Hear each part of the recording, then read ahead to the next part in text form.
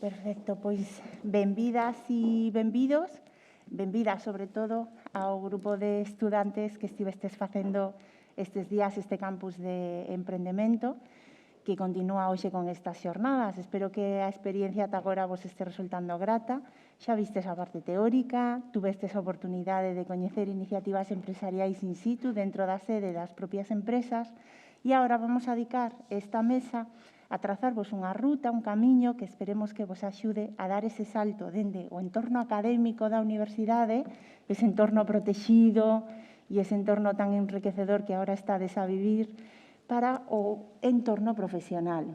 Vamos a facer ese camiño pensando nunha sucesión temporal lineal, pero que saibades que ese camiño non é lineal e que é frecuente voltar á universidade cando precisamos a recoller coñecemento e competencias que nos van a axudar na nosa vida profesional, sexa esta por conta allea ou por conta propia, a través de un proxecto de emprendemento.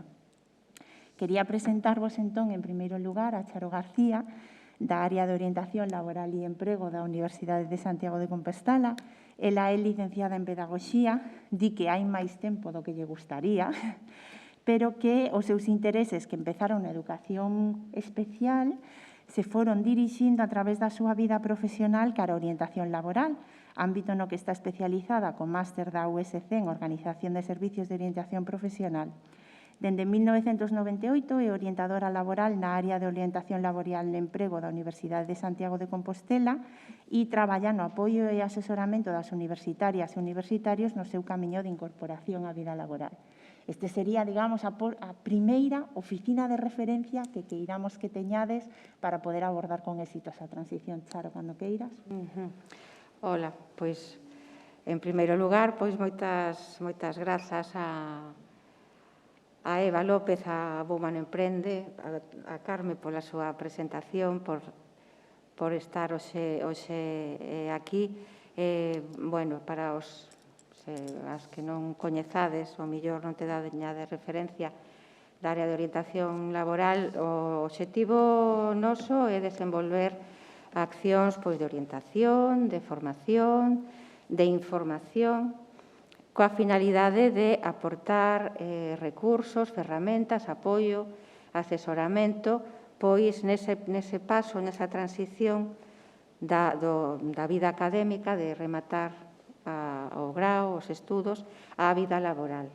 A nosa oficina, a nosa área vai dirixida tanto a recén tituladas como a estudantes de últimos anos. En orientación, o que facemos son, basicamente, ou principalmente, unha das nosas actividades diarias son as entrevistas individuais, entrevistas de orientación, as que falamos de moitas cousas, dende o que ir planificando, ir debullando o que pode ser o proxecto vital profesional, os intereses profesionais que se ten, ir marcando uns pasos a dar para chegar a eses obxectivos, ferramentas de busca de empregos, saídas profesionais, todo o que pode ser, as dúbidas que vos poden xurdir, é que estou rematando ou acabo de rematar e non sei moi ben que facer agora, que camiño seguir, alternativas que podemos atoparnos á hora de rematar os estudos. Dentro de orientación temos tamén un proxecto mentoring, que a convocatoria vai ser inminente, no que é un programa no que temos unha parte tamén de orientación, pero que basicamente o que se trata de poñer en contacto a universitarias, universitarios con profesionais, para que a través da súa experiencia lles poidan axudar, lles poidan un pouco introducir en que a empresa, que pasos deron para chegar onde están. Eso, en calquera caso, se en algún momento queredes que falemos un pouco máis en concreto, pois falamos. Temas de información profesional, as demandas a través de teléfono, de correo electrónico son constantes, sobre todo moitas en relación a como facer o currículum, temas de mobilidade, temas de prácticas, tanto a nivel autonómico nacional como no estranxeiro, cuestións concretas, pois, son mellor relacionadas con emprego público, este tipo de cousas. Temos un boletín de información profesional mensual que se manda a través de todos os decanatos, con moita información, moitas novas, ofertas de emprego, cursos, prácticas, de todo un pouquiño. En relación co tema de formación, traballamos en actividades de formación para a empregabilidade, tanto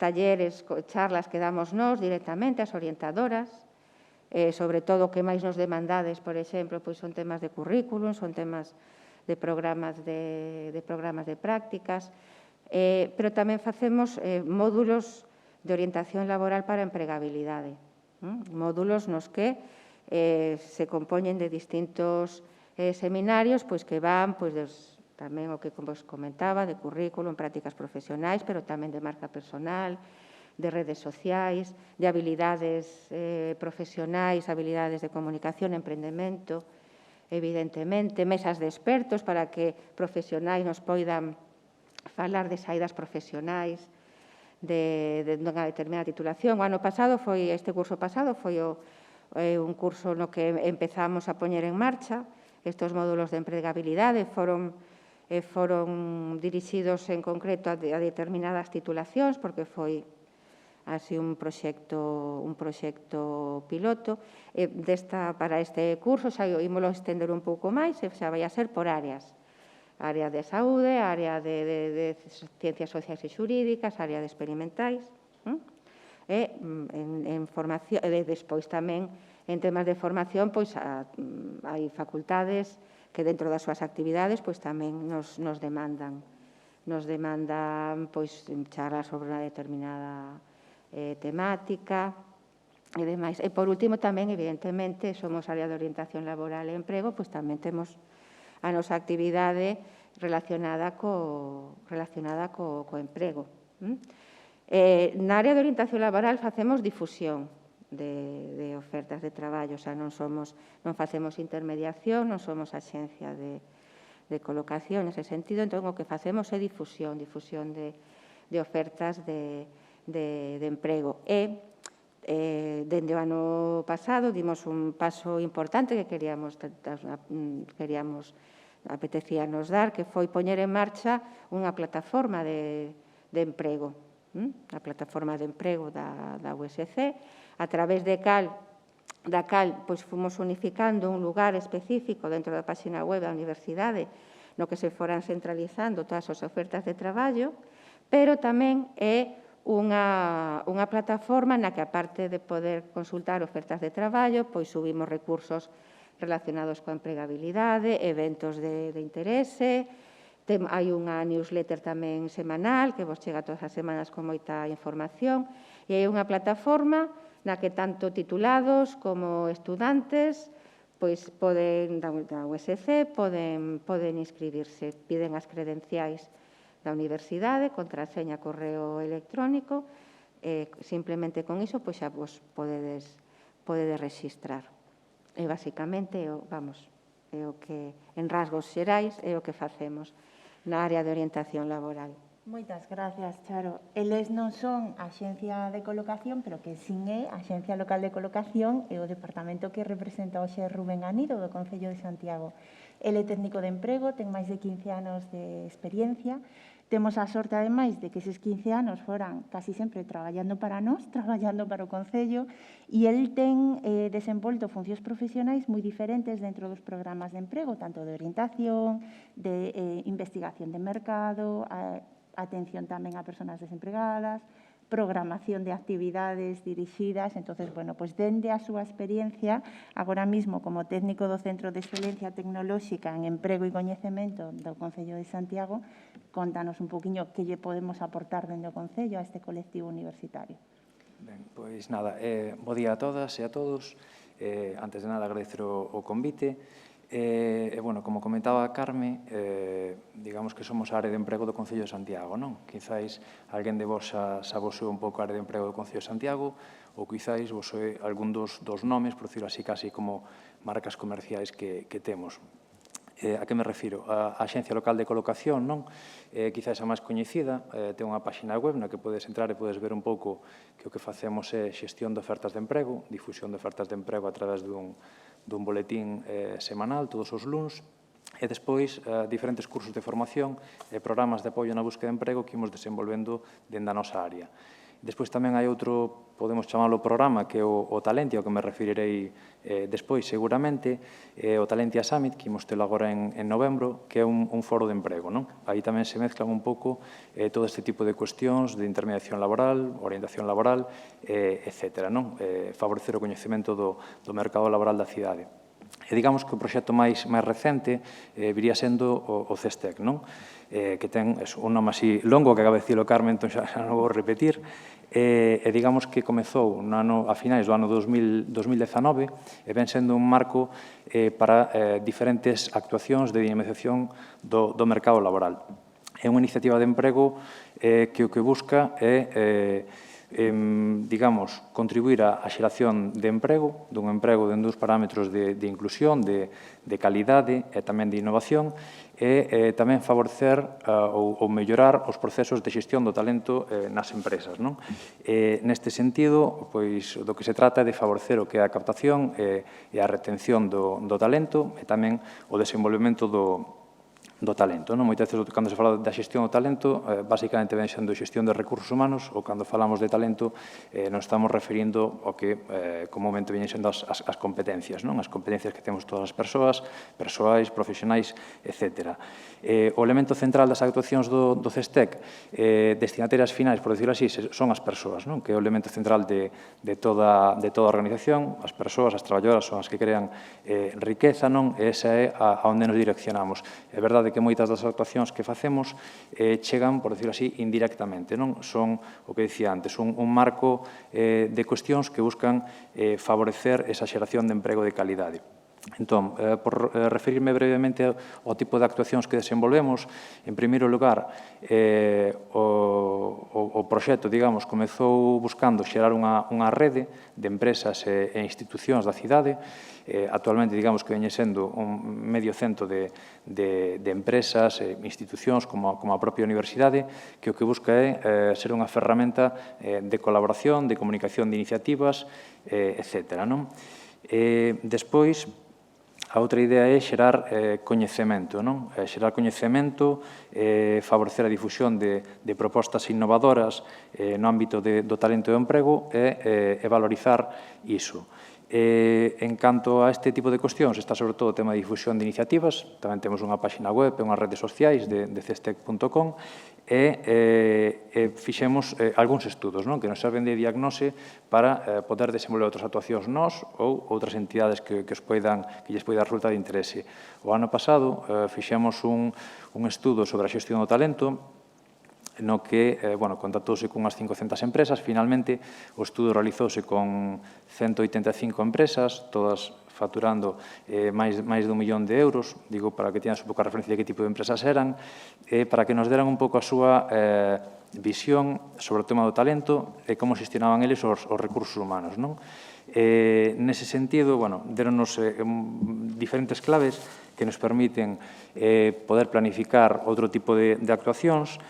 E tamén no ámbito da xeración do coñecemento, o ano pasado tivemos unha iniciativa que era uns estudos, uns premios sobre estudos académicos sobre a temática do emprego, xestión do talento, etc. Favorecer que o estudantado desta universidade, estudantado e persoal investigador, traballara estas temáticas, tamén para xerar coñecemento, propostas innovadoras, etc. O ano pasado, digamos que as categorías que habían eran para persoas de traballo fin de grau, traballo fin de máster, tamén teses de doutoramento e persoal investigador. Houve, finalmente, 6 candidaturas que foron premiadas no ano pasado. Neste ano, ainda non sabemos se vai convocar edición agora ou non, pero tamén é unha iniciativa que temos previsto continuar. E despois a terceira liña sería, indo un pouco máis ao concreto, promover proxectos e realizar actuacións concretas. Promover proxectos ven sendo facendo solicitudes de proxectos europeos relacionados co ámbito do emprego. O ano pasado presentáronse varias candidaturas, algunhas delas tamén en colaboración coa Universidade de Santiago, e despois fixemos actuacións, estas sí, xa máis próximas ás persoas, por decirlo así, ou máis visibles nese sentido, como este mesmo ano, un ciclo de xornadas sobre o talento, chamamos así, o talento como motor do crecemento, no que convocábamos a varias empresas para ter unha charla moi próxima cun grupo de persoas no edificio Cersia. Digamos que nesas charlas tratábase un pouco de dar a coñecer a empresa, pero sobre todo que tipo de competencias, que tipo de perfis buscan, como son os seus procesos de selección, facer incluso simulacións de entrevistas reais para ver o xeito en que eles a realizan. Este ano, digamos que nos últimos meses estiveron Finsa, Gadisa, Begalsa ou Bricomar. O proxecto, por último, o proxecto máis maior, o máis grande que temos é o Talentia Summit, que é o que me refería antes, despois quizás me estenderei un poquinho máis, que é o que imos ter agora en novembro, que é un foro de emprego, e tamén o impulsamos dende o CESTEC. Un pouco esta é a perspectiva xenérica, así a perspectiva de futuro, por completar esta visión, eu penso que a idea, aparte de reforzar estas cuestións que comentaba, sería ir un pouco máis ao próximo, a relación directa coas persoas, favorecendo, digamos, ou realizando labores de información e orientación máis personalizada, máis especializada, intermediación laboral dun xeito máis especializado ou dirixido, cando menos, a outros perfis, a diferencia do que se fai desde a Axencia Local de Colocación, e despois tamén promover actuacións, algo parecido ao que comentaba Charo, en relación a temas de proximidade á empresa, mentorías, formación para o desenvolvemento de competencias un pouco en diálogo coas empresas, visitas a empresas, prácticas, etc. Esta sería un pouco así a perspectiva xeral. Moitas gracias, Rubén. Podedes seguir o día a día tanto da Axencia Local de Colocación como deste proxecto a través das redes sociais, que veredes que son moi activas e moi enriquecedoras. Entonces, invitarvos a unirvos a estas súas iniciativas, a participar nas actividades da área de orientación da vosa universidade, que é un privilexio telas, que non todas as universidades fan un traballo tan extenso nin tan completo dende o principio, e tamén xa a irvos sumando ás actividades do Concello de Santiago, que moitas poderedes participar, aínda que non estedes nese proceso xusto de salto ao mercado laboral. E para saltar ao mercado laboral, habitualmente sempre se nos dice que hai dúas maneiras de facelo, por conta allea ou por conta propia. Temos unha representación aquí de cada unha delas. Aínda que o certo é que nun futuro probablemente teredes que combinar eses dous modelos de actividade profesional e incluso vos tocará ser emprendedoras dentro dunha empresa na que traballades. Entón, esas son competencias e actitudes que está ben que sempre teñades presentes. Imos empezar, entón, esta parte xa a dimensión profesional con Diego Suárez Pousa, que é técnico de transferencia da área de valorización, transferencia e emprendemento da Universidade de Santiago de Compostela e que, ademais, realiza ese traballo de acompañamento e valorización das empresas tendo en conta a perspectiva de que el tamén foi emprendedor. Contanos, Diego, que podedes ofrecer dende a vosa área da Universidade? Sí, moitas grazas, Carmen. Bo día, agradecer inicialmente esta oportunidade de estar aquí contando o que facemos na nosa oficina. Somos a área de valorización, transferencia e emprendemento da Universidade de Santiago. Estamos situados no edificio Emprendia e, basicamente, facemos dúas cousas.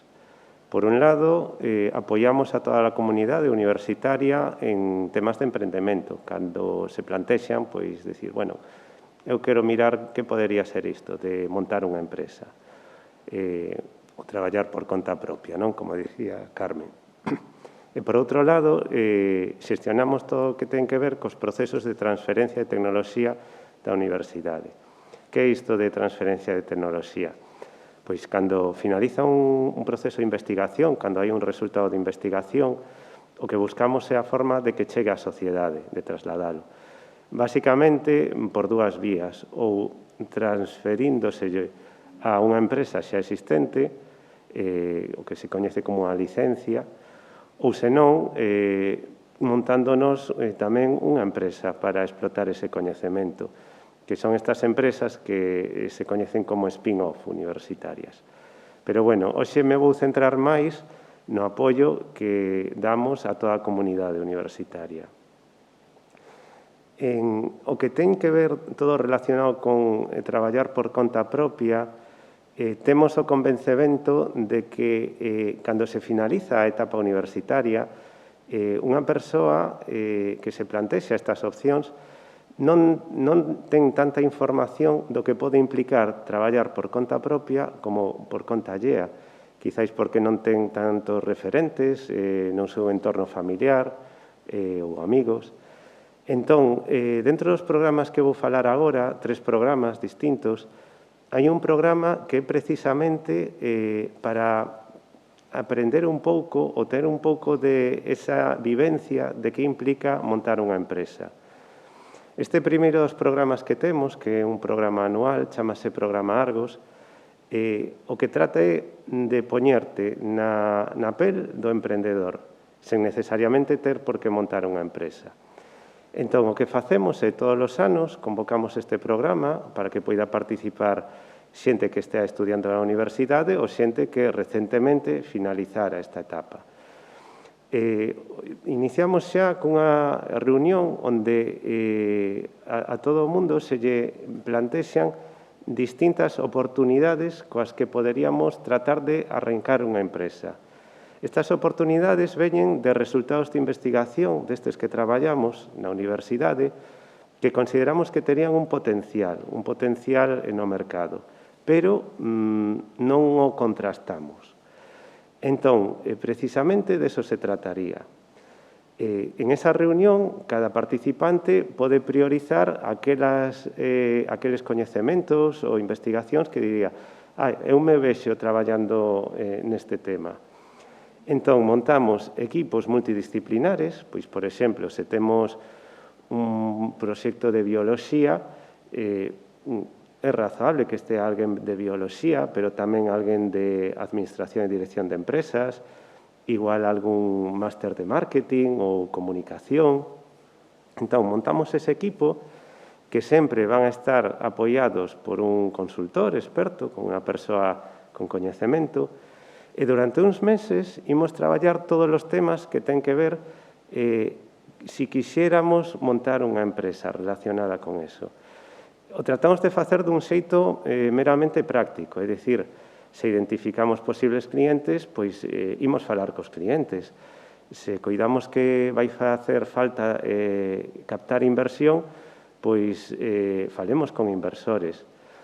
Todo isto nun formato concurso, é dicir, ao final toca facer unha proposta de unha presentación dos proxectos, dese análisis de viabilidade das tecnoloxías, a un xurado profesional e finalmente pois se premian aquelas iniciativas, pero para nós o premio é chegar ao final dese camiño, non? Entón, se coidades que podería ser unha oportunidade profesional para vos montar unha empresa, pero nin sabedes de que montar a empresa, nin contades cun equipo de persoas, se non sabedes por onde tirar, esta podería ser unha boa oportunidade para ter ese primer contraste. A raíz deste programa hai xente que incluso acabou montando unha empresa. Nese análise de viabilidade, bueno, pois os números daban moi ben e acabou montándose unha empresa con esa tecnoloxía. E hai outra xente que, despois de pasar esta etapa, informáronnos pois, que no prazo dun, 2 anos, acabaron montando a súa propia empresa. Entón, este quizáis sería o primeiro programa máis de inmersión no mundo do emprendemento. Logo temos outros programas, outros 2 programas anuais que permiten completar estas etapas. Un deles, que é o programa Explore, todos os anos, para alguén que quizáis sí xa teñen claro esa idea, non? Eu quero montar unha empresa que teña que ver con isto. Bueno, pois tamén co apoio de asesores, consultores, todo un itinerario que llevamos dando para poder contrastar a súa idea. Este contraste sempre é o mesmo, non? Todos os temas que teñan que ver co proxecto empresarial é conveniente analizalos antes de lanzarse.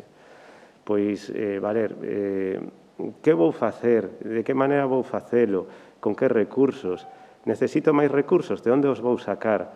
Todo isto, máis ou menos, hai que telo previsto para logo poder lanzarse ao mercado cunhas certas garantías. Logo, a realidade sempre te bota por outro lado, pero polo menos xa tes as cousas bastante claras. E, por último, un último programa que iniciamos este ano, xa levamos facendo algunhas probas piloto, pero este ano fomos un pasiño máis alá, que vamos a centrarnos na etapa final da experiencia da xente que estuda na universidade. Propoñémoslles que nos presentes os seus TFGAs, os seus TFMs, para analizalos, porque hai algúns que están moi enfocados a un nivel de investigación básica, de investigación teórica, pero hai outros que sí que poden ter ese perfil máis de aplicación práctica, non? Entón, neses casos, lle demos tamén un formato concurso, propoñemos facer unha revisión por parte dun xurado de expertos para que nos identifiquen aqueles proxectos que consideran que poden ter un potencial de mercado. Decir, vale, isto que se estudou, isto en sí mesmo sí que podería ser a orixe, quizáis, dun proxecto empresarial. Entón, desa maneira, é unha forma, bueno, pois de dar un premio máis a xente que pasou todo o proceso de estudo na universidade, pero tamén é unha forma de dar un pouco de feedback, de decir, mira, hai un grupo de profesionais que opinan que isto podería ter sentido traballalo. Entón, a partir de aí, pois sí, ofertaríamos os nosos servizos nos outros programas, de decir, queres que te acompañemos neste proceso? Mais ou menos isto é no que estamos traballando actualmente. Evidentemente, quen queira aparecer a petar a nosa porta o imos atender, independentemente se non están algún destes programas abertos, e sentámonos con eles e falamos de todas as súas inquedanzas e tratamos de axudarles. Moitas gracias, Diego. Me imagino que hoxe te sentirías moi prezado precisamente ao ver nalgúns dos stands desta feira proxectos que pasaron por distintos programas que acabas de comentar, non? Especialmente algún argonauta temos hoxe con nos do proxecto Argos. E, por último, quería presentarvos a Antía Blanco, que é responsable de Recursos Humanos de Galquimia. Ela defínese como psicóloga por vocación e xestora de talento de profesión. Formouse a través dun máster nunha escola de negocios en Madrid, onde medrou profesionalmente entre consultoras de selección antes de poder regresar a Galicia para embarcarse nun proxecto a grande escala. Actualmente, traballa en Galquimia, que é unha empresa especializada na investigación para a industria farmacéutica, e ademais contounos algo moi bonito, que ten cumpridos a meirande parte dos seus obxectivos profesionais. Ser responsable de recursos humanos, traballar en Galicia, non sei se na profunda ou na que non, dedicar parte do seu tempo á formación e á orientación profesional e seguir sendo psicóloga a tempo completo. Gracias por acompañarnos hoxe, Antía, cando que irás. Bueno, pois gracias a vos por invitarme, porque me sinto como moi estrana, non, nesta mesa na que son dun entorno totalmente diferente, non, do mundo da empresa, que ao final pois é o punto último, non, é outra opción máis que se abre para unha persoa que está rematando a súa carreira e bueno, que está buscando pois traballar dentro de un proxecto empresarial como pode ser o de Galquimia, non? En Galquimia, ademais, pois tamén vimos nacemos a raíz de proxectos de emprendemento da universidade, así que temos un vínculo moi forte.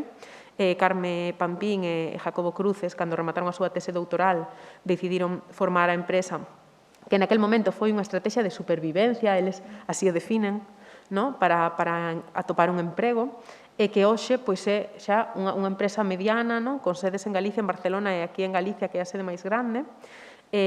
Nos dedicamos á investigación máis pura, acompañamos a industria farmacéutica no desenvolvemento de novos fármacos a través da síntese de moléculas que non están descritas na bibliografía. Isto é un área moi concreta que admito que sei recitar, pero non comprendo na súa complexidade, non? Porque non son química, son psicóloga, pero bueno, dende a miña posición, sobre todo dende a miña traxectoria, o que trato tamén é de acompañar a moitas veces a estes estudantes que igual que cando eu rematei a miña carreira, non? Pois sentíronse sós ou perdidos para entrar no mundo profesional. Entón, por un lado, pois está toda a miña función dentro do Departamento de Recursos Humanos de Galquimia, da xestión do talento que temos, non? Que é un talento moi investigador e moi vinculado á academia en moitos sentidos, e, por outro lado, pois participo en moitos proxectos tanto de formación como de orientación profesional, en foros de emprego, pois tamén estamos no Talentia, que a verdade é que moitas das cousas que vin recollendo de todos os ponentes, pois tócanme moito no meu día a día, non? Por outro lado, pois, participo tamén incluso con ONGs pois, para dar formación de empregabilidade para a xente que o precisa. Non?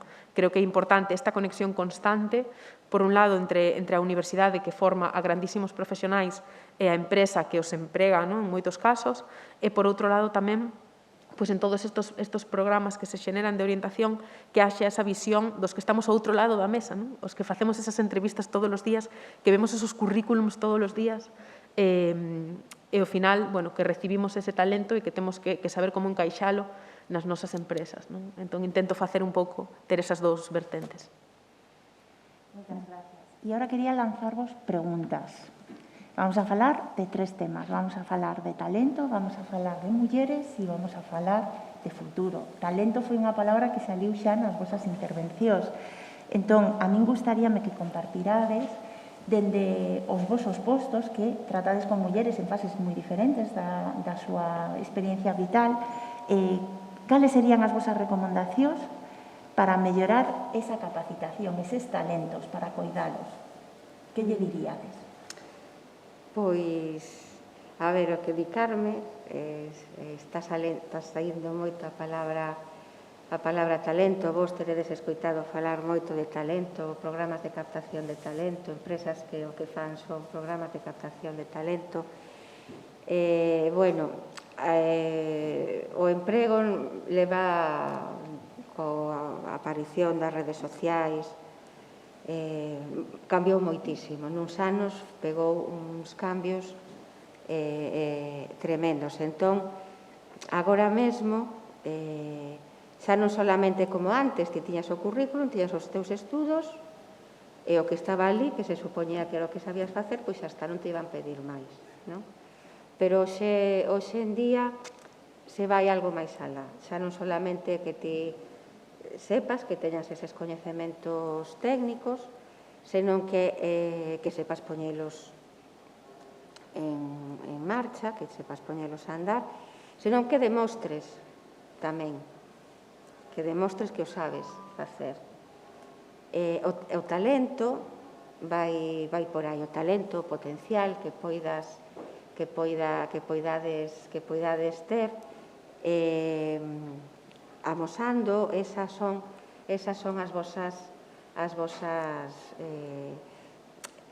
capacidades.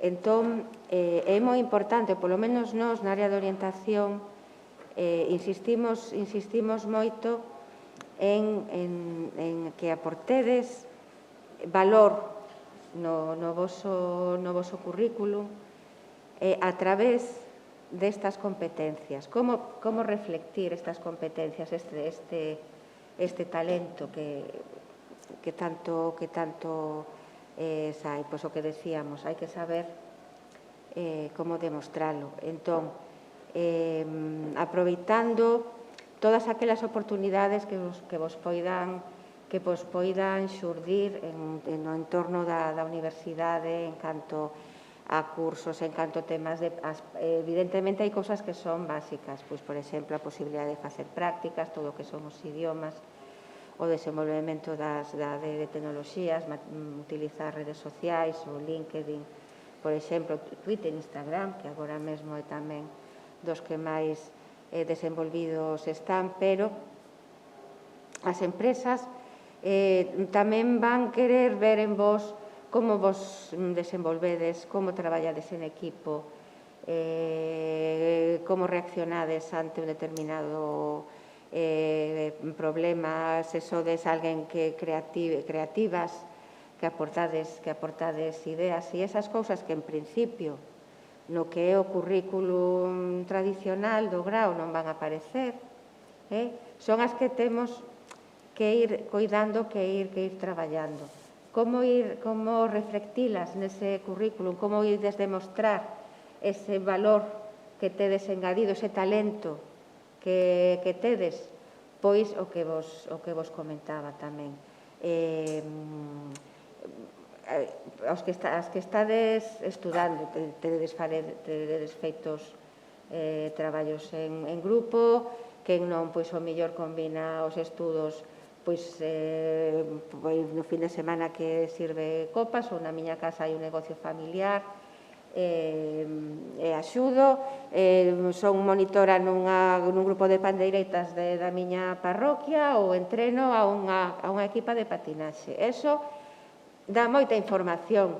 Non sei se despois, por exemplo, Antía, o mellor, tamén como valorará isto. Dá moita información. Dá información de que sabedes eso, traballar en equipo, que sabedes planificar as vosas actividades, que podedes o mellor traballar baixo presión cando estades a último curso, nos últimos momentos do curso, que tedes que compaxinar o TFM, o TFG, o TFM, os exames e tal, que tedes que organizar, tedes que compaxinar, pois, o mellor co traballo que tedes facer, ese traballo que facedes o mellor fora porque servides copas as fines de semana, vos leva a unha orientación, a ter unha orientación de servicio, unha orientación cara ao cliente. Esas cousas tedes que telas moi presentes, porque iso é o que vos aporta ese valor, é o que vos vai aportar ese talento.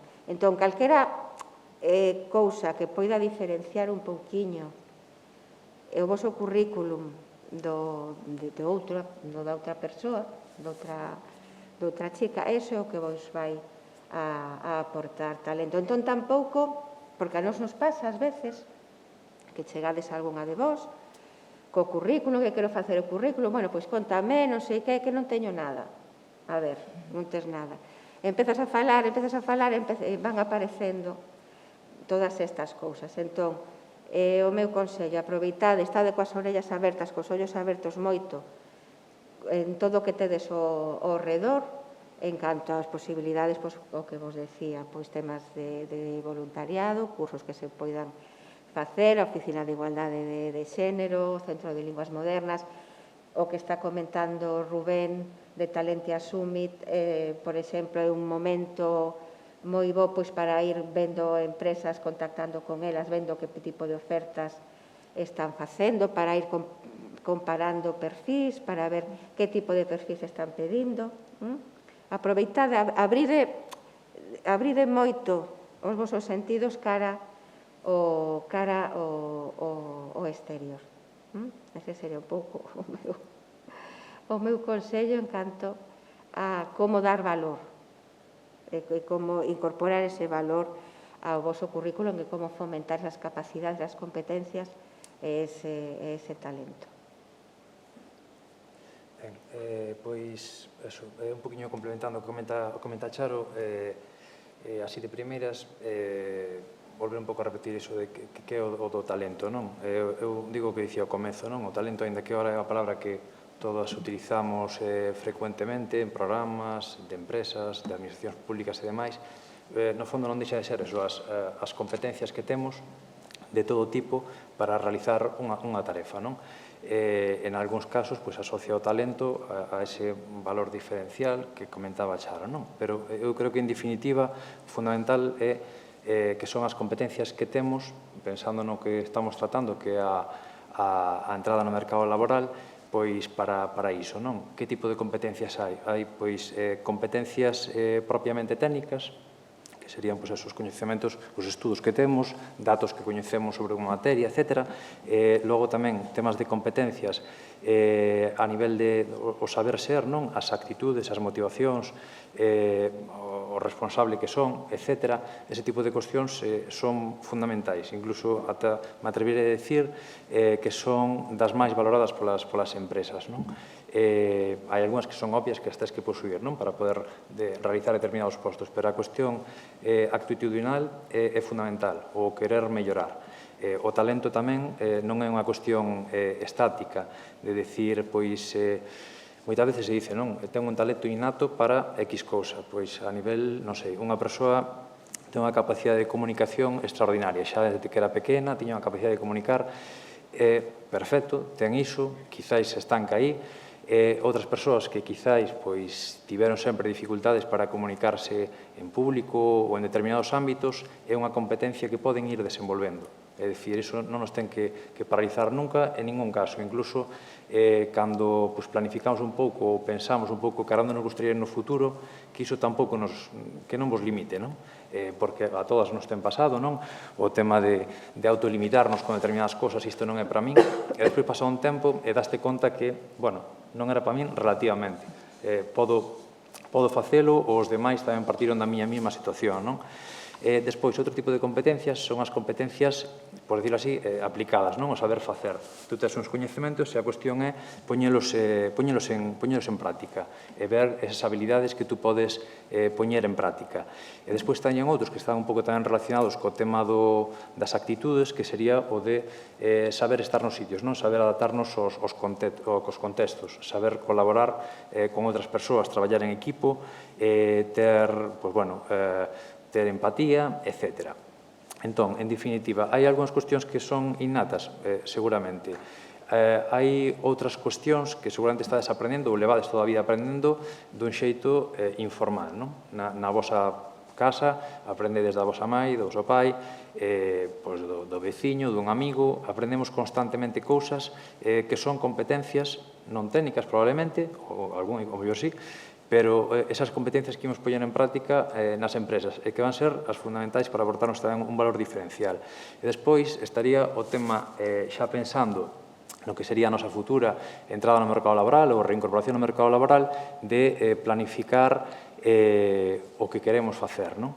É dicir, facer unha aprendizaxe de competencias, un desenvolvemento dun xeito máis sistemático, máis planificado, non? Entón, aí, creo que anteriormente mencionaba Charo, o tema da construción do proxecto profesional e tamén, en paralelo, vital, non? Pero o proxecto profesional supón planificar o que queremos facer. Depende como xamos, podemos facelo dun xeito máis sistemático, por escrito, etc., ou dun xeito un pouco máis intuitivo, digamos, nos nosos pensamentos, non? Canto máis sistemático, mellor. O tema, fundamentalmente, sería definir un pouco o objetivo profesional, ao mellor, a maioría das que estades aquí, estades estudando unha carreira determinada, ten algunhas profesións asociadas, ao mellor despois acabas traballando noutro ámbito diferente, todo vai mudando, non? Pero definir un objetivo profesional e despois, en función diso, valorar dúas cousas. Por un lado, a nós mesmos, autocoñecernos, saber un pouquiño, e a veces parece unha obviedade dicir eu xa me coñezo, xa sei un pouco como son, pero non é tan obvio, non? Autocoñecerse significa ver os nosos límites, ver as cousas que se pode dicir as nosas debilidades e tamén as nosas fortalezas. E isto está en continua evolución, co cal é unha cousa que habría que ir construindo día a día. E logo, sobre todo, coñecer o entorno. E iso é fundamental, coñecer como é o mercado laboral ao que nos queremos dirixir, cales son os sectores económicos os que nos queremos dirixir, ao mellor o ámbito que máis nos gusta non está aquí desenvolvido, saber como son as profesións as que nos queremos dirixir, as empresas, coñecer as culturas empresariais, etc. Esas dúas cousas, o coñecemento de nós mesmos e do entorno, é o que temos que contrastar, non? Eu teño isto que me está pedindo o entorno para desenvolver isto. Se non, en función diso, ir vendo o que vou facendo. Ao mellor, por decir unha cosa así, moi simple, non unha oferta de emprego que ao mellor dis, bueno, cando eu acabe a carreira tal, gustaríame traballar nesto, a ver que é o que piden. Nesas ofertas de emprego xa estamos vendo un pouco que é o que nos piden. Ou ao mellor vemos unha persoa vendo o seu perfil de LinkedIn naquilo que nos gustaría traballar, que é o que ten, que é o que fixo esa persoa para chegar aí. E vemos un poquinho por onde ir tirando. É o que nos pode permitir eso, tomar unha decisión, pois vou facer isto e planificar. Planificar, ao final, significa establecer prioridades, establecer unhas temporalizacións do que quero facer e tirar con iso para adiante. Despois hai diferentes subproxectos de cousas que imos facendo, pois, non sei, a nivel lingüístico, pois, un proxecto de aprendizaxe de linguas que me poden ser interesantes para o meu futuro profesional. Ao mellor, no vosso ámbito profesional, o tema de linguas non é relevante, ainda que siga sempre que o inglés é fundamental, ou calquera outra lingua. Ao mellor, en algunhas cousas é importante, en todo é importante, lóxicamente, pero ao mellor non é o prioritario, igual hai outras prioridades. Entón, sería un pouco ir valorando iso. E despois sempre ter plans B, non? Por decirlo así. Porque nunca se sabe, todo vai mudando. O tema do proxecto profesional tense que adaptar á realidade do mercado laboral, que é dinámico, constantemente cambiando, entón os proxectos profesionais teñen que estar cambiando continuamente, non?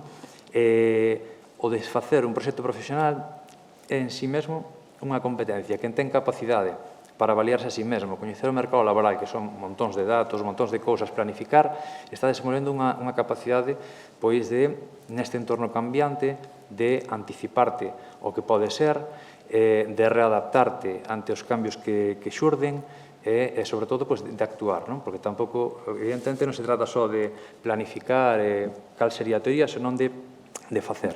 Todo isto que digo, tamén quero matizar unha cousa. Moitas veces pode parecer un pouco que é casi un pouco mecánico, que temos que asumir un pouco que, pois eso, estas son as regras, non sei. Eu gustame a publicidade e sei que onde máis se move o ámbito de publicidade e marketing é en Madrid e en Barcelona, non? Nos últimos anos foron entre esas cidades en ese ámbito. Entón, teño que resignarme demais? Pois non ten por que ser tan así, non? Despois están, pois, bueno, como comentaba agora Diego, non? Cosas, proxectos de emprendemento e demais, que se poden, sempre hai esa marxe para a creatividade, para a innovación e demais. E despois, por outro lado, as transformacións do entorno, cando a veces vemos un entorno que non nos gusta, sendo realistas, non? As transformacións do entorno reais son colectivas. Individualmente vai ser moi complicado que tú puedas mudar o entorno, non? É dicir, eu, por exemplo, isto é unha opinión persoal, non? Pero estou bastante en contra de cando se lanzan mensaxes do tipo se ti queres podes, vamos, a resposta está sempre en ti a nivel individual, sal da tua zona de confort. A veces, eso pode ser dicir dun xeito constructivo, pero por veces é personalmente moi destructivo, non? É deitar a responsabilidade sobre unha persoa a nivel individual que non ten posibilidades de cambiar un entorno, non? Un entorno, pois eso, a estrutura económica, o modelo que temos. Entón, eso, por iso me refiro, con certas precaucións, non? Igual que tamén cando se nos transmite a idea de que, digamos, bueno, de que temos toda a capacidade nós para mudar. Outro día, por poñer un exemplo, non escoitaba bueno, a varias persoas, non? Comentando o tema de que na actualidade pois as traballadoras son cada vez máis poderosas, entre aspas, non?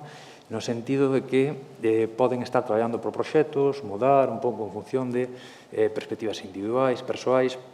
Penso que a nivel xeral, aínda que ten parte de verdade, é unha idea bastante falsa, non? Esa flexibilidade dependerá do tipo de persoas, non? Despois hai persoas que teñen unha vocación dun ámbito determinado, de estar continuamente mudando proxectos e demais, pero eu creo que a nivel xeral a maioria das persoas buscamos máis estabilidade, non? Que nos guste o proxecto, pero máis estabilidade. Esa outra cousa non é tan así. Igual cando a veces se dice que hai persoas que, pois non sei, están tan a tope co tema da flexibilidade que teñen 2, 3 traballos simultáneos por proxectos, non? Eu creo que se tes 2, 3 traballos por proxecto, é que cada un dos proxectos individualmente probablemente non está tan ben retribuído, porque senón preferirías ter tempo libre, non? Entonces, bueno, digo un pouco por ese tipo de mensaxes que moitas veces se lanzan desde determinados ámbitos, non? Por recapitular e xa case acabar, entón, como, digamos, mellorar as nosas capacidades, mellorar os nosos talentos. O que digo, o tema dos proxectos é probar, é actuar. As accións é mellor sempre actuar, que teña un sentido dentro dese proxecto que falamos, pero incluso en calquer caso, ante a dúbida, sempre que os nosos recursos nos lo permitan, facer cousas. E hai cousas que, ao mellor, non implican un gasto, por dicir así, non? Que, ao mellor, accións desde ámbitos públicos, de administracións públicas, que podemos acceder, xa sean determinados programas, cursos, o tema do talento, etc., e probar. E tamén o digo sempre a usuarias que traballan con nos na área de emprego, o tema de que, por exemplo, hai veces que, ao mellor, un curso determinado, unha conferencia, o que sexa, pois é un tostón. Ou, ao mellor, estamos ali e dicimos, madre mía, para que me metí aquí? Tampouco me está aportando nada. Pero algo pode aportar no sentido que, ao mellor, indirectamente faz un contacto ese día. Igual a persoa que se sentou ao teu lado, falas con ela. E esa persoa, igual, pasado mañá, mandache un correo e di, tú non buscabas disto? Eu atopei este traballo, para mí non, pero para ti sí que tes isto, tal. Entón, sempre é importante. Mellor actuar e non digamos, non facer, non? E tamén, neste tema, quería comentar dúas cousas. Ao principio falaba dun estudio sobre o tema do talento que fixemos con casi 200 empresas de Santiago e mencionaron un par de cousas que creo que tamén son interesantes, non? En canto ao que valoran eles. Se lles preguntaba que consideran eles talento, non? Ou cal é o indicativo dunha persoa, esta persoa ten talento, podemos contratala. De forma abrumadora, algo que vos mencionaba antes, o tema da actitude e a motivación, máis do 30% das empresas mencionaban eso, non? Esas ganas, esa actitude, esa motivación. E, en moita menor medida, outros temas, pois como capacidade de traballo, creatividade, innovación, que tamén son moi valoradas, pero en moita menor medida. O fundamental, o tema actitudinal. E despois tamén, ou por lo menos a mí chamou a atención, o tema de fontes de recrutamento, de cales se utilizan. Unha delas, a principal de feito, que mencionaban, eran os contactos persoais. Isto funciona así, contactos persoais, podemos entendelo no tema de quen ten padriño perfecto, pero tamén é o que vos comentaba antes, que tú estás nun curso, coñeces unha persoa, faz contactos, e son os que permiten acceso ao emprego. E despois, a mí chamou a atención unha das cousas que mencionaban, que era o tema de candidaturas espontáneas. É a terceira que máis valoraron, non? As empresas, xa digo, empresas grandes de Santiago, que valoraban iso. Entón, moitas dos seus recrutamentos iban candidaturas espontáneas, persoas que cumprían cos requisitos, cos perfis, non había unha oferta aberta, mandaban, quedaban con ela e dicían, bueno, cando teñamos un proxecto, esta é a persoa que nos pode interesar. E despois, e agora sí que xa finalizo, mencionar o que xa dicía antes, non? Neste facer, un pouco barrendo para casa na área de emprego, o tema é poder participar en programas nosos ou a través da Axencia Local de Colocación que vos comentaba ao principio, e sobre todo agora nesta época temos, que se mencionaba antes, o tema do Talentia Summit, non? Este é un evento, un foro de emprego que se fai desde fai xa moitos anos, nos últimos anos ten este nome, Talentia Summit, ímolo ter este ano 2 semanas, do día do 16, bueno, as 2 semanas a partir do 16 de novembro, do 16 ao 25 de novembro, e vai ter un formato de feira de emprego virtual, igual que ano pasado, un pouco polo contexto en que estamos.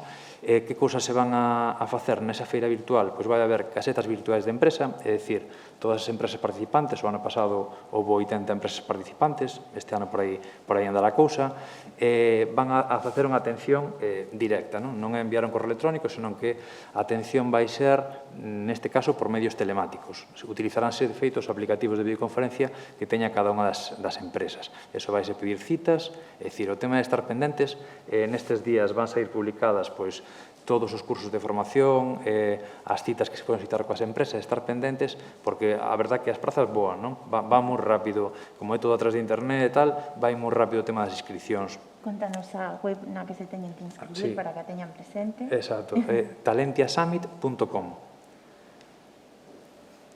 Bueno, tamén teñen redes sociais, hai redes sociais propias e demais. Aí tamén se van publicar ofertas de emprego. Todas as empresas que participan, digamos que unha das condicións que se dispón as empresas para que participen é que presenten, que teñan ofertas de emprego activas e que cando menos 2 días estén disponibles a través dunha caseta virtual para ter citas con persoas. As citas son máis ou menos de 15-20 minutos. É dicir, un diálogo con persoas, vanse subir os currículos, e plantexar dúbidas, é dicir, non tedes por que estar ao mellor en busca de emprego neste momento. Ao mellor non estades, pero credes que vos informe. É dicir, eu que teria que facer? Isto que comentábamos antes, planificarnos.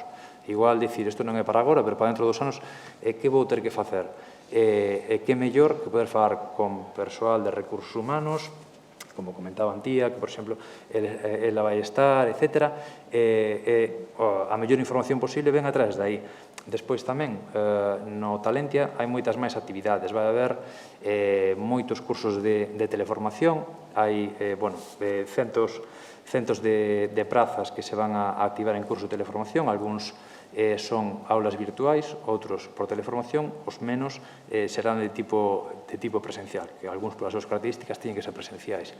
E despois tamén hai certificacións oficiais. Por exemplo, nos últimos anos estánse facendo sempre, persoas que a mellor teñen un determinado nivel de inglés que queren acreditar, está sendo para o nivel B2 de Oxford, e podense presentar directamente ao exame oficial para acreditalo. No de Oxford, pois, bueno, se ao final non acreditas, pois queda acreditado B1 ou que sexa.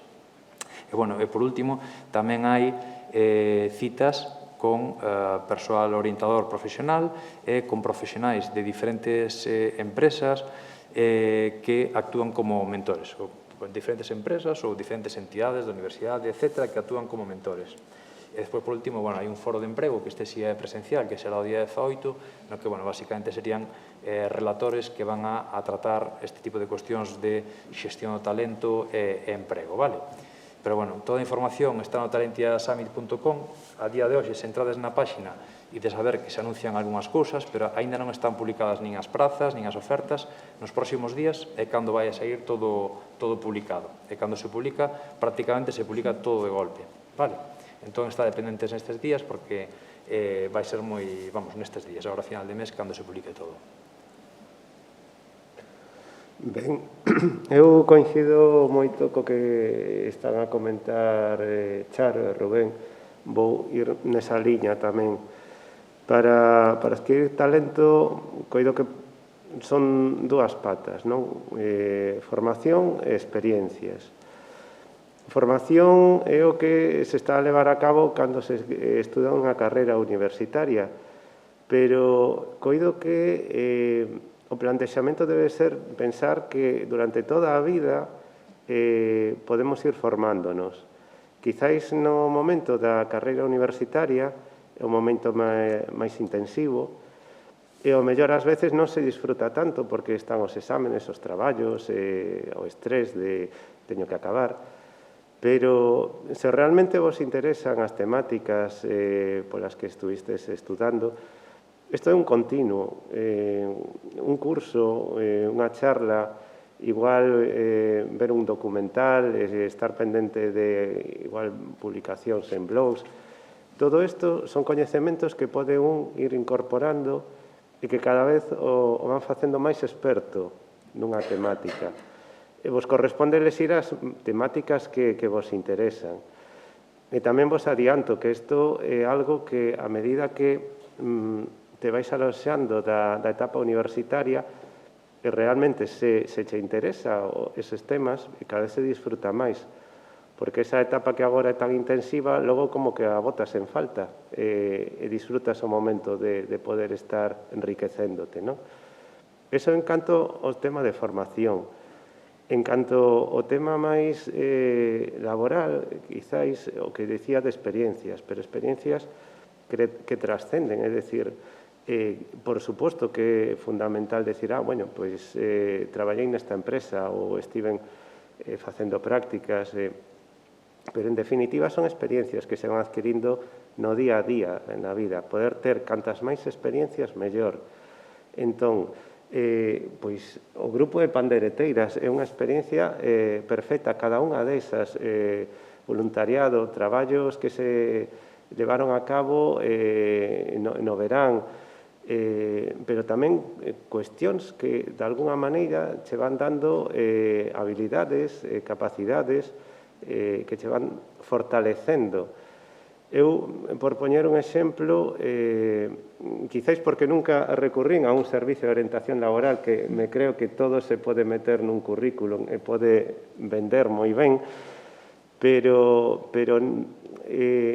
cando estiven estudando a carreira, paralelamente estaba facendo moitas cousas que ao final nunca reflexaban no currículum, pero no momento en que puiden ter acceso a unha primeira entrevista, as primeiras entrevistas, decateime de que todas esas cousas tiñan moito valor, porque me sentía moi cómodo facendo as entrevistas, podía falar de moitos temas, podía aportar as miñas experiencias, que non eran experiencias de ter un contrato ou ter un certificado, pero decir, sí, estou metido neste tema, sempre as conversas as podía enfocar para cousas que podía contar, non?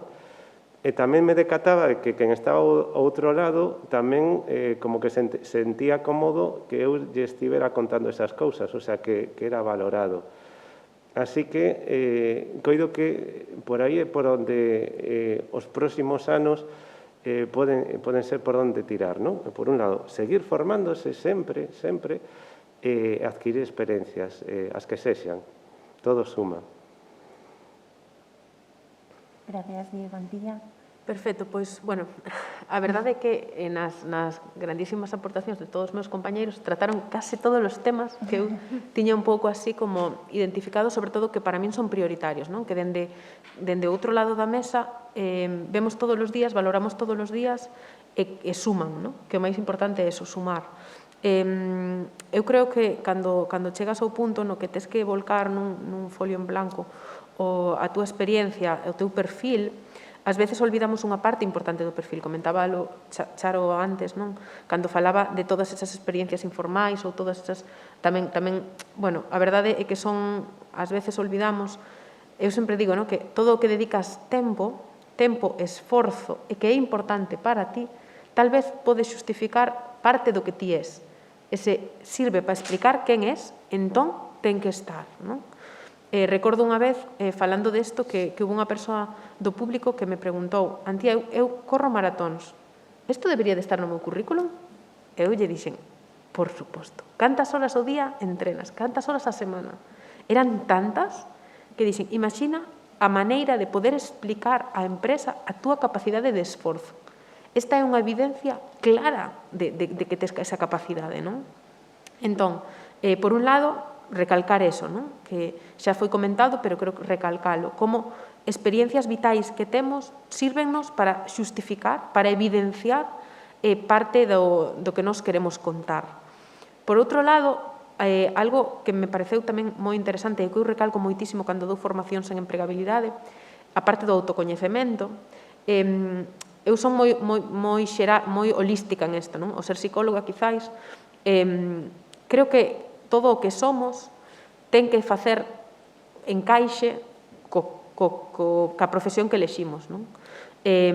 Por qué? Porque se ties unha persoa, outro día, onte falaba, tiña unha charla tamén na Universidade de Vigo, falaba con xente do sector bio, e lles dicía que se ti rematas a túa carreira universitaria como investigador, traballando nun laboratorio, pero ti a nivel personal és unha persoa extrovertida, unha persoa que adora estar cos demais, que lle gusta comunicar, que non aguantan sentado nunha cadeira máis de 5 minutos. Entón, o mellor, estás te equivocando de carreira. E por que non, dentro da túa área de especialidade, dentro da túa área de coñecemento, buscas outras tarefas? Porque isto é cuestión de investigar, é todo investigación. De xente no ámbito científico que o mellor trate máis con outras persoas, tarefas de asesoramento científico, tarefas de comercialización ou de desenvolvemento de negocio científico, por exemplo, non? Entón, cada vez que crecen máis os tipos de emprego que existen, falta xente con esos perfis híbridos, esos perfis multidisciplinares. Eu estou convencida de que cada un deberíamos de atopar o noso lugar, non? Eu creo e síntome moi a gusto na profesión que escollín, e gústame acompañar a xente para que tamén sinta o mesmo, non? E creo que eso parte, por un lado, do autocoñecemento, de saber como somos, de preguntarlle aos nosos amigos, a nosa familia, porque ás veces olvidamos isto, non? Mamá, papá, ti, en que crees que eu podería ser boa? E o mellor sorprendeste con cousas. Eu recordo unha vez un amigo que me dixo, Antía, a túa especialidade é contar historias. E pensei, contar historias, en serio? Pero unha persoa que me coñece máis tamén como profesional. Digo, será por cousas, non? Que fago? Contar historias. Dice, sí, contar historias. Cando recibes ese feedback, o mellor que podes facer é utilizalo para poñer en valor o teu perfil, as túas destrezas, os teus talentos, non? E, por último, esa parte tamén de planificación, de mirar cara adiante, de pensar, bueno, pois, se este é o meu perfil, se estas son as miñas fortalezas, se isto é o que podo aportar, onde está no mercado ese oco para min, non? Bueno, non me quero pois, alongar moitísimo máis, pero sobre todo eso, que pensedes ben antes de arrancar, antes de arrancar esa búsqueda, que creo que pode ser moi emocionante a búsqueda de emprego, sobre todo se a facemos sabendo o que queremos e onde está o noso lugar. E por último, que tamén foi nomeado ademais, din que o 80% dos traballos que se consiguen en España, polo menos, están centrados ou teñen vinculación cos contactos.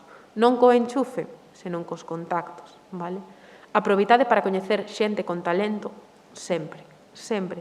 Non só en ferias, non só en sitios que están creados para eso, senón en todos os contextos. Eu sempre digo, se estás a buscar emprego, tes que dicilo ata tomando unha caña, porque nunca sabes a persoa que está enfrente que te pode ofrecer, ou que coñece a alguén, ou que pode transmitir a alguén que ti estás en busca, non? Ou que ti tes ese talento porque sabes que o tes ou porque o contaches, non? Entón, os contactos profesionais son moi importantes, e din tamén os estudos que as mulleres os facemos menos.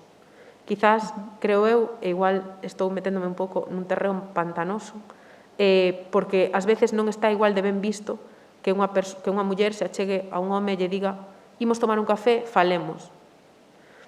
Entón, todavía temos algunha barreira e temos que poder derrumbala para atopar os contactos que nos permitan chegar a onde queremos chegar. E xa está.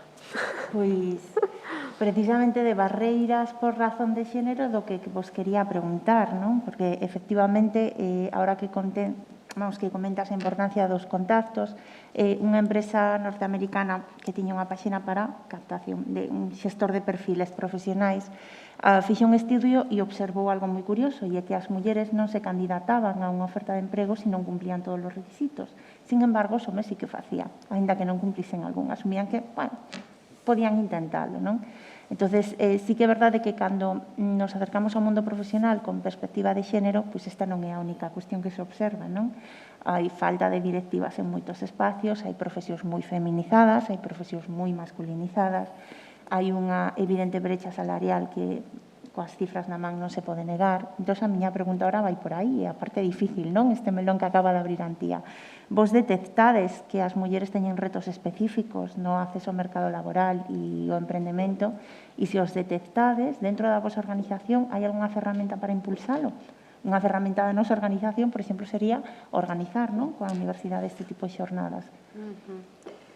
Sí, vamos, aí non vou decir máis do que xa ten comentado Antía e Carmen, porque aínda que considero que estamos nun momento bo, ou empeza a ser bo, porque xa hai cada vez máis visibilidade, estamos nun momento máis reivindicativo, agora xa non se cala tanto como antes, cada vez que vemos algo, pois se denuncia, se publica, se di o que hai, evidentemente, segue habendo pois o que está a sair agora, non? Segue habendo problemas, unha brecha de xénero importante pois a nivel salarial, a nivel de conciliación, seguen sendo as mulleres as que máis piden os permisos para compaxinar, para reducir a xornada, o tempo parcial segue sendo tamén algo máis exclusivo son as mulleres as que principalmente o piden. Se nos vamos a postos de directivos, é moi complicado atoparnos directivas ocupando eses postos. Non hai moito, por exemplo, saía tamén, leía en redes con uns premios de investigación nacionais que en todas as categorías todos eran homes. Os nomes das categorías dos premios de investigación nacional todos eran homes de nomes, o sea, como que non hai mulleres investigadoras con currículum e con trayectoria e demais. Entón, a nivel de universidade, bueno, vou empezar por unha cousa. Na área de orientación laboral, desde que empezamos, sempre fomos e somos mulleres. tamén falando, por exemplo, porque estamos falando dunha profesión, orientación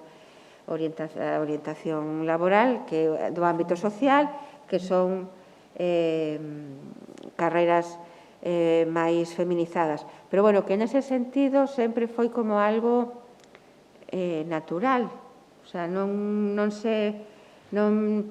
plantexábamos temas de igualdade porque como que era algo que xa era implícito e tampouco é verdad que, aparte do que pode ser o que estamos comentando, a nivel concreto nos, por ofertas ou así, non temos detectado así cousas ni nos teñen chegado. Tamén é certo que vos decía ao principio, nos facemos difusión, non hai intermediación, co cal tampouco tes ese feedback tan grande que queremos ter algo máis, porque fago aí un pequeno inciso, empezamos coa plataforma de emprego o curso pasado e para este curso queremos ampliar a súa operatividade e xa facer un traballo máis exhaustivo coas empresas e coas ofertas. Pero que sí é verdad que a nivel de universidade, por exemplo, pois a nivel de investigación, as investigadoras, pois, aínda que teñen o seu recorrido, sempre vai a chegar un momento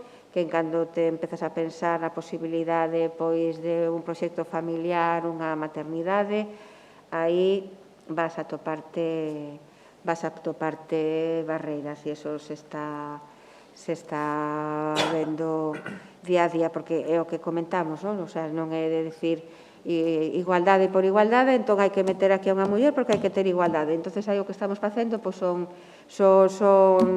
guetos, hai compartimentos estancos de cuotas que non vai máis alá do que é a cuota. A nivel tamén nos de universidade e en relación coas carreiras feminizadas, masculinizadas, as STEM, as ciencias tecnolóxicas, enxeñerías matemáticas, están bastante masculinizadas e que sí que se está a facer un traballo bastante grande agora por promocionar, por visibilizar, por captar mulleres para todas este tipo de carreiras. De feito, agora nuns días se pon un programa en marcha tamén no que colabora o Concello, que ningunha escola sin enxeñeiras nin químicas, me parece, ou algo así. Agora fóiseme o nome, precisamente para ir fomentando dende primaria ningunha escola sin enxeñeiras ou científicas. Creo que precisamente para ir promocionando dende primaria xa este tipo de vocacións e que non chegue un momento en que como decir algún xeito, non quero decir a cobardes, pero é a palabra que me sae, non? Me repliego porque aquí son todos chicos, aquí todos son homes, aquí o que fan é isto, o que fan son outras cousas. Entón, precisamente, nós, agora, en relación con tema de STEM, para os primeiros do mes de decembro, temos prevista unha charla, porque tamén, dende a Administración Xeral do Estado, pois para o emprego público queren fomentar a presencia e a captación da muller dentro desas ofertas de postos na Administración Pública que están máis ou tenen perfil máis tecnolóxico, máis enxeñeiro. E vai haber pois unha charla da Administración Xeral do Estado sobre o emprego público para fomento entre as mulleres universitarias destos postos. Saíndonos xa máis no entorno da universidade en xeral, pois a universidade contempla a igualdade nos seus estatutos e temos a Oficina de Igualdade de Xénero que dende logo pois vela por todos estes aspectos, fai formación tanto dirixida ao alumnado como ao persoal de investigación, como a comunidade universitaria en xeral para facendo guías para a docencia con perspectiva de xénero, xornadas de incorporación da perspectiva de xénero no ámbito de investigación, programas, por exemplo, de prevención do acoso entre o alumnado e este tipo de actividades. Moitas gracias, Charo. Quedan unos 10 minutos para pechar, co cual pido vos un poquinho de brevedade nestas intervencións. Por non repetir o tema dos datos, eu penso que é evidente, non? As maiores barreiras que teñen as mulleres no ámbito do mercado laboral, desde moitos puntos de vista, niso non vou repetir máis, non? Entón, bueno, simplemente eu comentar, vamos, que igual que antes comentaba que as transformacións máis globais non poden responsabilizarse, digamos, individualmente cara a unha persoa, nisto tamén entendo que acontece o mesmo, non? Que o desafío nese sentido é de todas as mulleres, non? E que as mudanzas reais que pode haber nese sentido teñen que ser colectivas e non puramente individuais. Isto poño como marco para digamos, estar a favor de medidas proactivas nese sentido. É dicir, non entendo que a cuestión sexa unha cuestión de reivindicar a igualdade xurídica e despois dai a meritocracia. Non entendo esa reivindicación individualista que moitas veces se escoita case dos méritos de algún persoal executivo, non? Senón que hai moitos outros condicionantes, non? O condicionante fundamental que atravesa a cuestión é o condicionante de clase. E despois xa non digamos aquelas outras persoas pois que por cor de pel, orixe, identidade sexual, etc., que se poden ver moito máis condicionadas, co cal, nese sentido, que implica que é necesario, según eu entendo, que haxa discriminacións positivas, é necesario que haxa medidas activas en canto a servizos públicos que desfagan algunhas desigualdades, como no que se refire ao tema de cuidados, crianza, etc., que habitualmente non se asume maioritariamente polas mulleres, e iso non... Se tú podes contratar a alguén que che faga ese traballo está moi ben, pero o tema ten que ser un servizo público que garanta iso, non? E iso está vinculado co tema do acceso ao emprego, porque se tú non tes eses servizos cobertos, vas ter moitas máis dificultades, non? De feito, de aí que a maioría dos empregos temporais, a maioría dos empregos a tempo parcial son ocupados por mulleres, e aínda así o maior desemprego está en mulleres. Os menores índices de emprendemento están en mulleres. Entonces, eso é significativo, non?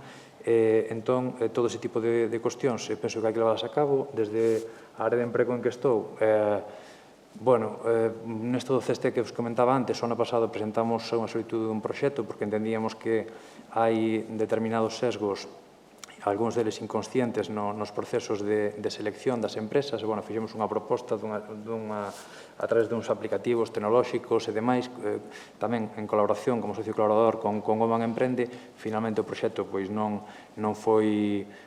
saiu adiante, saíron outros proxectos, pero foi unha iniciativa e penso que por aí hai que tirar. Outras cousas que se fixeron o ano pasado, co tema este que comentaba Charo, das disciplinas STEM, de promover que as rapazas que realicen estudos relacionados co ámbito de ciencias, enxeñarías, matemáticas, etc. Entonces celebroso, digamos, o día 11 de febreiro, o Día das Mulleres e a Nena na Ciencia, cun evento que fixemos por streaming, no que participaron 4.000 alumnos, creo que era entre os 9 e os 15 anos, e digamos que no evento participaban mulleres que eran profesionais neses ámbitos. Penso que é moi importante o tema das referencias, e precisamente nesas disciplinas nos que hai menos referentes é importante tamén intentar romper ese tipo de barreiras. E despois, tamén dentro do noso ámbito temos algúns programas que son por decirlo así, exclusivamente para mulleres, por poñer un exemplo, o programa integrado dos últimos anos que temos no Concello de Santiago, que é un programa de apoio na búsqueda de emprego, están dirixidos para o 100% son mulleres.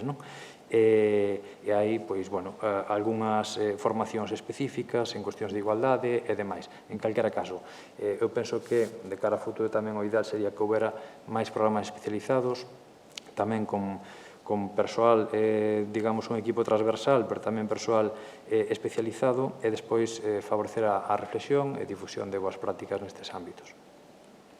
Gracias, Rubén.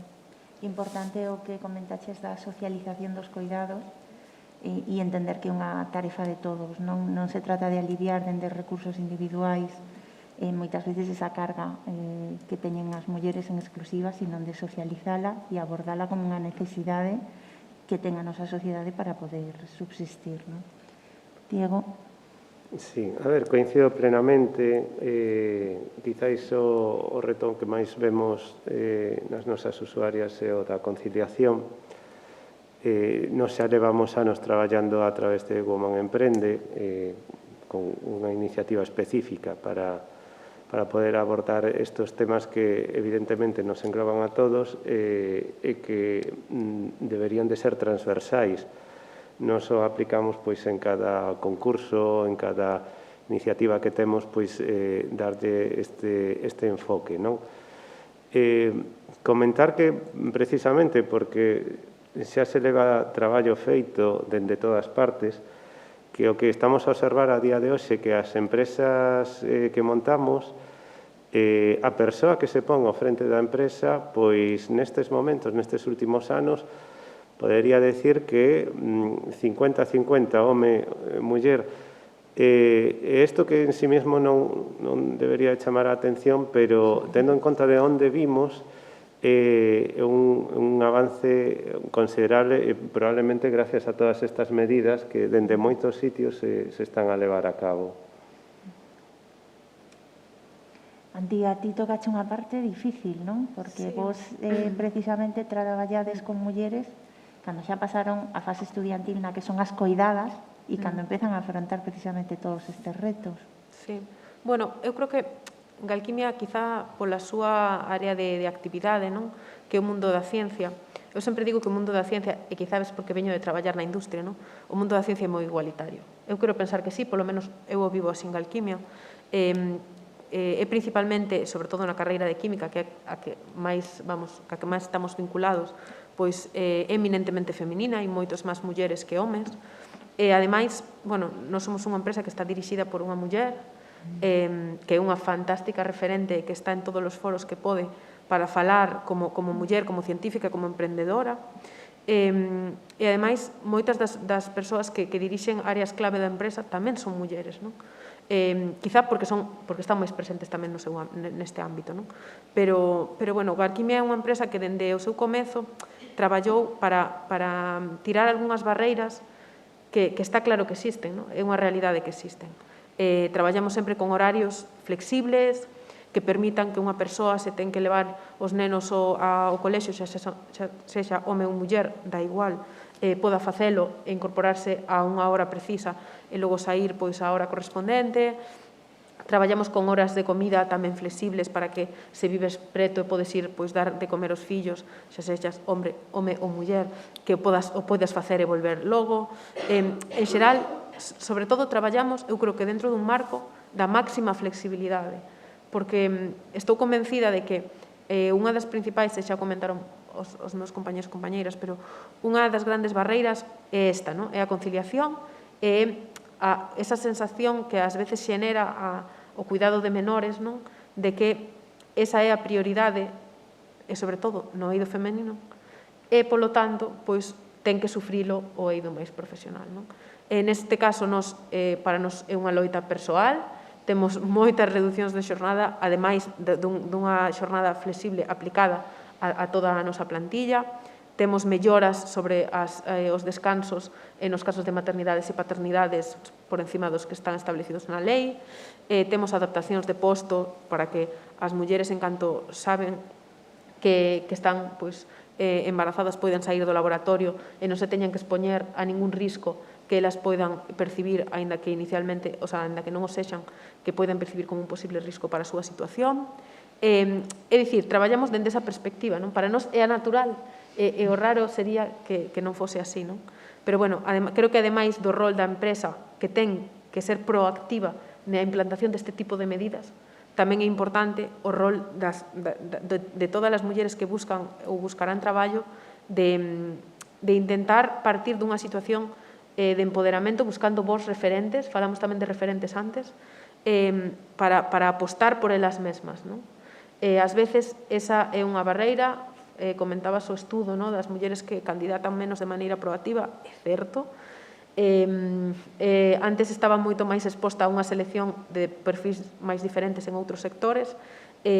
A miña grande sorpresa é que os perfis de xente que chegan a unha posición alta dentro do seu ámbito de actividade e logo volven atrás, e logo van para adiante, e perden moito no camiño, sempre son perfis femeninos, que polo medio tiveron que facer sacrificios moitas veces pola súa parte persoal.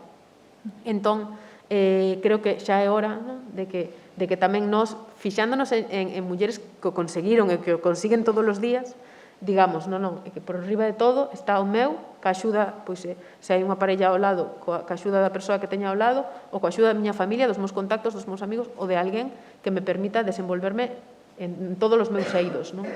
Entón, ese é un traballo da empresa, por suposto, con boas políticas, e tamén das que cada día presentamos currículums ou vemos currículums, de seguir traballando empoderadas, non eso. É unha reflexión maravillosa para pechar esta xornada, porque falastes do importante que é educar dende pequenas para empoderar a esas nenas, do importante que é a socialización desta cuestión, que toda a sociedade sinta a igualdade como un reto conxunto que ten que construir. Tamén falastes dos avances, e iso é moi bonito, detectar os avances, e que ti digas, bueno, que ahora xa temos igualadas as cifras, xa nos están chegando tantos proxectos de homes como de mulleres, e que ese avance nos dé impulso para reivindicar, como decían tía, e para exixir nos nosos entornos profesionais, nos nosos procesos de emprendemento, que esa igualdade e que ese contido se manteña. Quedamos sin máis tempo, temos que pechar aquí, pero bueno, volveremos ás 4 da tarde para falar de sectores de futuro, e en Santiago de Compostela aparte oímos a facer comenzando polo da biotecnoloxía, co que Alquimia ten tanto que ver. Moitísimas grazas a todas e a todos pola vosa participación e por aportarnos este coñecemento experto que hoxe traedes, e por facelo ademais con esa enerxía e con esas ganas de seguir construindo para o futuro. Moitas grazas. Grazas a vos.